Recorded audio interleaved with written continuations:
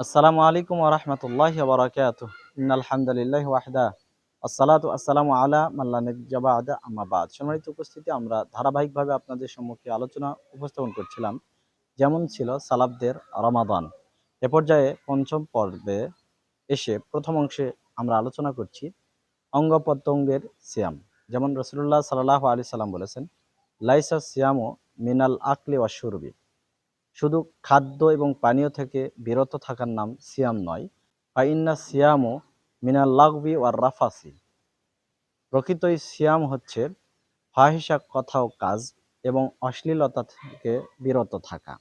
ফাইনসাবাকা আহাদুন আও জাহিলা আলাইকা। কেউ যদি তোমাকে গালি দেয় অথবা তোমার সাথে মূর্খের মতো আচরণ করে, ফালতাকুল, তখন তুমি বলবে, ইন্নি সাইমুন, দুইবার, আমি সিয়াম পালনকারী, আমি সিয়াম পালনকারী। সম্মানিত উপস্থিতি, হাদিস থেকে প্রতীয়মান হয়, আমি আপনি বেহায়াপনা, অশ্লীলতা, খারাপ কথা ও কাজ থেকে যদি বিরত না থাকি, এটা মুখ দ্বারা হাত দ্বারা যদি করতেই থাকি, তাহলে না খেয়ে থাকা আর না পান করে থাকাতে আমাদের কোনো লাভ নেই বা ফায়দা নেই।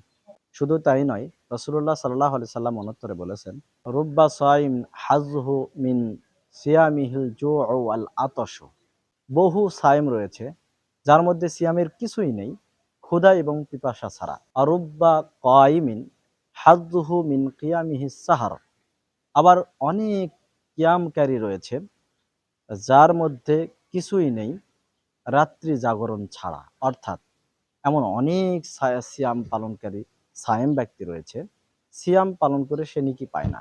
আবার অনেক তাহাজ্জুদ গুজার, তারাবি আদায় করে, রাত্রি জাগরণ করে, কিয়াম করে, কিন্তু এতে তার কোনো ফায়দা হয় না, কোনো সওয়াব হয় না। আমরা এটুকু বলে বোঝাতে চাচ্ছি, সালাফরা এমনটা করতেন না। তারা সিয়াম পালনের সাথে সাথে ফাহিশা কথা ও কাজ থেকে বিরত থাকতেন। মুখ, লজ্জাস্থান এবং হাত, এটাকেও বিরত রাখতেন। আল্লাহ তাআলা আমাদেরকে সাহাবীদের মতো, সালাফদের মতো সিয়াম পালনের তৌফিক দান করুন। আমিন। ওয়া আখিরু দাওয়ানা আনিল হামদুলিল্লাহি রাব্বিল আলামিন। আসসালামু আলাইকুম ওয়া রাহমাতুল্লাহি ওয়া বারাকাতুহু।